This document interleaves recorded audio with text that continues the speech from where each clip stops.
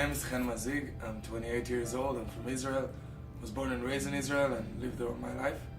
Being the son of a mother that is Iraqi, of a father that is Tunisian, Berber actually, and an Israeli and Jewish, you have this complexity of identities. The story of the Jewish community of the Middle East, North Africa, is a unique story that usually you don't hear about much. Stories that are being forgotten. That's why this community is called the Forgotten Refugees. They were part of 850,000 Jews that were forced out from the Middle East and North Africa. My grandparents came to Israel in the early 50s. My grandparents from my father's side came to Israel from Tunisia, from North Africa. My grandparents from my mother's side came to Israel from Iraq, from Baghdad. It's a community that lost so much. They lost $30 billion in property.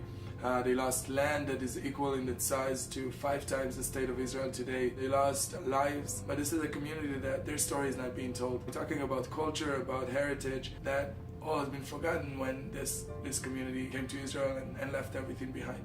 The reason that this community left the Arab lands and North Africa and Africa was because of years of oppression and persecution. My grandparents have stories about how in 1941, even before the creation of the State of Israel, there was violent attacks against the Jewish community. It's not only because they wanted to go back home to Israel, it was also because they were never safe.